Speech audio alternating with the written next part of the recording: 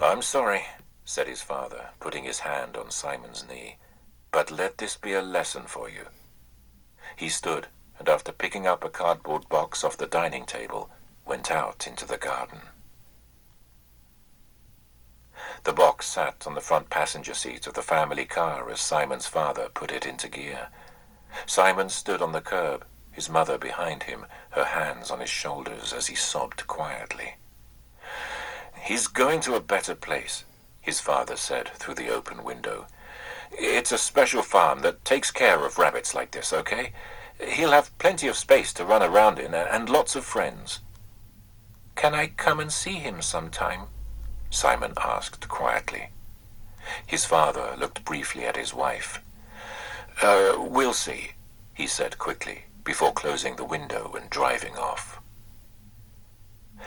A few miles outside of town, he pulled off the main road and headed down a narrow country lane. He drove past fields of wheat and barley before stopping by a metal gate that led into an open, fallow field.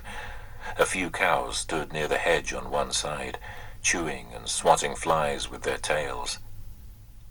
Simon's father held the box under one arm as he opened the gate and walked through. He closed it behind him and walked a little into the field before setting the box down. The cows ignored him. He opened the box and slipped his hands under the front legs of the rabbit and lifted it out. It was soft and warm, its small heart beating fast. He placed it on the grass. "Right, off you go," he said. The rabbit sniffed the air, then stood up on its back paws and looked around. "What the fuck is this?" it said.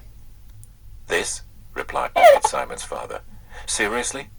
This is freedom. Look, trees, hedges, open fields, no more sleeping in your own shit and piss while you wait to see if my stupid son remembers to feed you." The rabbit locked its little pink eyes onto the man. "Oh, don't worry, Simon," it said. "Frosty's going to a farm that, It raised its front paws and with air quotes said, "takes care of rabbits. He'll have lots of friends, Simon. He'll be a happy little bunny." Yeah, right. I should have known. All we have here is a bunch of cows.